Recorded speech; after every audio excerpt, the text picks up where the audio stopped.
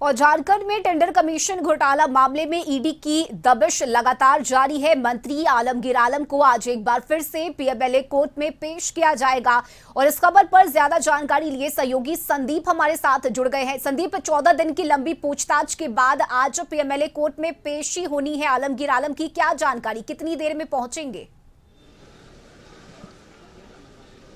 जी, मंत्री आलमगीर टेंडर घोटाले मामले में ईडी की गिरफ्त में है और सीधी तस्वीर आपको दिखलाना चाहेंगे। जो ईडी के अधिकारी हैं मंत्री आलमगीर आलम लेकर पीएमएलए की कोर्ट पहुंच चुके हैं। आप देख सकते हैं सीधी तस्वीरों में कड़ी सुरक्षा के बीच गिरफ्तार मंत्री आलमगीर आलम को ईडी के अधिकारी कोर्ट लेके पहुंचे हैं और कड़ी सुरक्षा के बीच 14 दिन का जो रिमांड अवधि था आज समाप्त हो रहा है।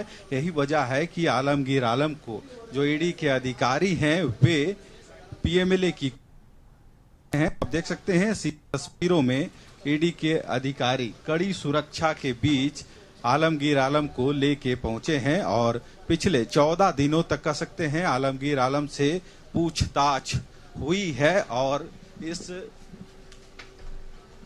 पूछताछ के बाद आज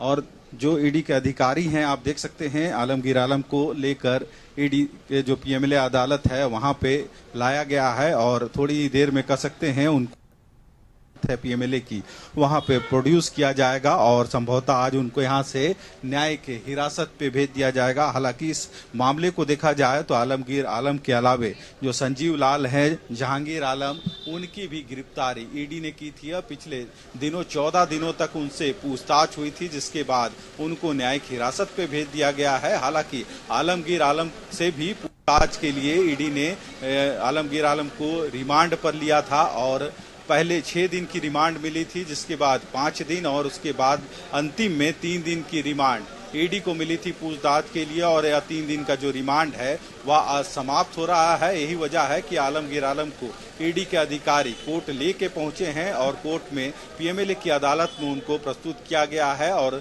देखना होगा कोर्ट की सुनवाई के बाद कोर्ट का क्या इस पर फैसला होता है। हालांकि अब तक देखा जाए तो इस मामले में जो ग्रामीण विकास विभाग के पूर्व सचिव रहे हैं मनीष रंजन, उनको भी ईडी ने सम्मन जारी किया था और एक दिन उनसे भी पूछताछ हुई है। हालांकि उनको आगे पूछताछ के लिए 3 जून को ईडी दफ्तर बुलाया गया है। अब देखना होगा क्योंकि कल भी 2 ठिकानों पर ईडी ने इससे संबंधित छापेमारी की थी, एक अयोध्यापुरी और दूसरा रातू रोड, जहां 2 शख्स के यहां छापेमारी हुई थी और उनके यहां से भी कई ऐसे अहम डिवाइस और दस्तावेज है ईडी अपने साथ ले गई है और आगे की जांच कर रही है। हालांकि जो बातें सामने आ रही है उसके अनुसार ईडी के अधिकारी जो मनीष रंजन से पूछताछ की थी, जो आईएएस अधिकारी हैं, उनसे पूछताछ के बाद जो क्लू मिले थे उसके आधार पर इन दोनों शख्स के यहाँ ईडी ने छापेमारी की थी और कई अहम दस्तावेज वहां से वे अपने साथ ले गए हैं। हालांकि देखना होगा इस मामले में कई अन्य लोग भी शामिल हैं जिनकी